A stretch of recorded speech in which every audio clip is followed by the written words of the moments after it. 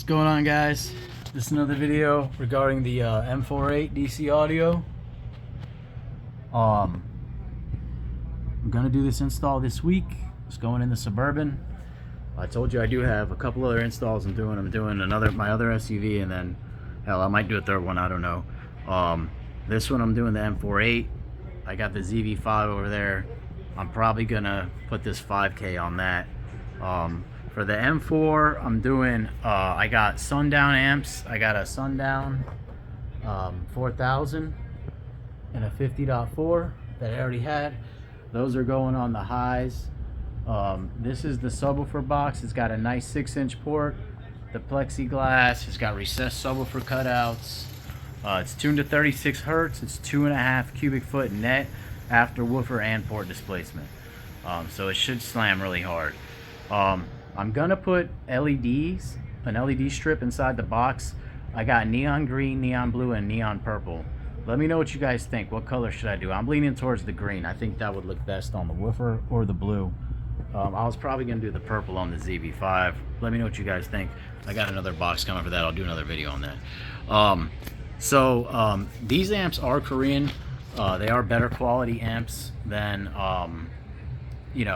than anything Chinese, like the DS18. That one's Chinese. The DS18 does make Korean amps also, but the Korean amps are just a lot better quality, better components. You get 24 decibel crossover instead of 12. They last longer. I mean, electronics amps especially tend to last pretty long anyway, as long as you take care of them and you ground them properly and all that stuff. But any of these amps you see of the DS18, or any other brand out there, for Def Bonds, even the newer Sundowns, the small ones, all that, those are all Chinese amplifiers. They're not bad, they're good. You just get a little more bang for the buck. They're not as good a quality, but I mean, like I said, electronics last forever. I'm just getting power. I mean, I don't care if the power comes from China or Europe, or if it comes from South Korea. I could care less. You are going to get, obviously you get what you pay for. You're going to get a little better quality. So if you go, Korean, which is always my suggestion. But the reason that a lot of people start doing these amps is they can't, it's to cater to the market, because not everybody wants to spend $1,300, $1,500 on a, if you need a 4,000 watt amp, you can get that for a couple $100 and save yourself some money. And they still work good. The good thing about that is it's a full range amplifier. Like I said, that's going in the other build.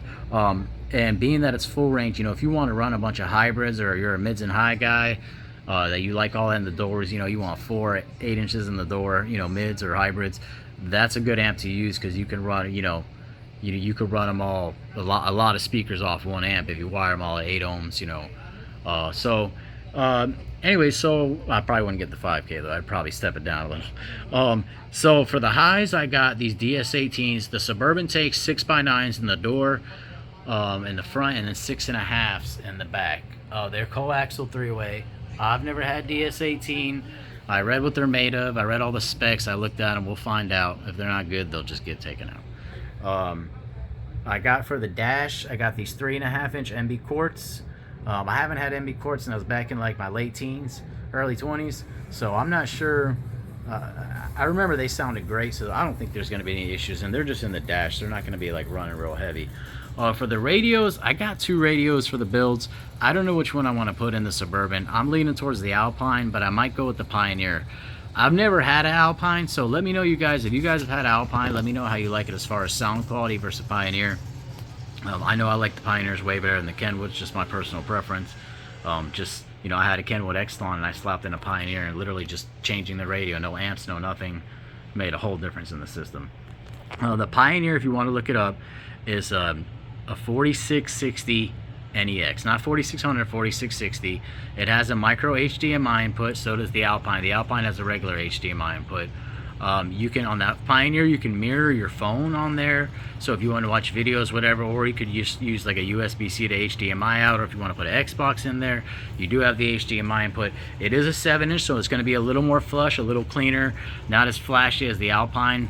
That's why I was kind of leaning towards, because the Alpine's the 11-inch kind of floating deck. So I mean, it's big, man. It looks like a damn Tesla screen or something, or a Dodge truck screen. So the Pioneer though has all the same features. They both have you can use the Maestro data link and connect it to the harness, and it uses all your factory integration, and you can integrate everything in there to the radio, so you can see like your voltage on your transmission. I'm sorry, your temperature on your transmission, the voltage. So like when you're bumping your subs, it'll have you can check the voltage. In electronics, you'll see the voltage meter going up and down. Your AC, you can do your AC on there. Like it'll show you the whole car, like each seat and how the wind is flowing. It's pretty badass, man. And you, like I said, you can do all that on the Pioneer. It's just which screen do you want. One thing I will say, I was disappointed about this radio. It's got a 5-band EQ only, but it is a parametric EQ, so it is pretty adjustable. But the Pioneer, I think, had a 13-band, but it's not parametric. That's the difference, though. So it's kind of give and take relationship on that one. Also, they both have, you know, high-res audio, you know, Sirius XM. The Alpine has 4 camera inputs, and the Pioneer has 2. But I believe the Alpine has 2 in the front and 2 in the back. So you could have a front camera, a back camera, or no, I think it's got 4, so you can have a front, back, left, and right. So you can add, it's a little more expandable. Besides that, they're almost identical, and the Pioneer is way cheaper than the Alpine. It's about half the price. And then also I got this highs amp. Is a DS18. It's a Class AB amp. It's the 1200.4. I got that for the other car. I also got some highs for the other car, same thing, DS18, but they sent me the wrong ones. They were supposed to send me those over there along with a pair of tweeters, and they didn't. They sent me this, so I just emailed them to let them know. Good thing I wasn't doing that install this week, because would have been screwed on that deal. But I'm gonna put a video up this week of the install and let you know what I decided. I'll be looking for your comments. Let me know on the LEDs what color you think would look best. And let me know if you guys have any questions or anything else about the other ones. If you have any questions about the Chinese amps or Korean or DS18 or anything like that.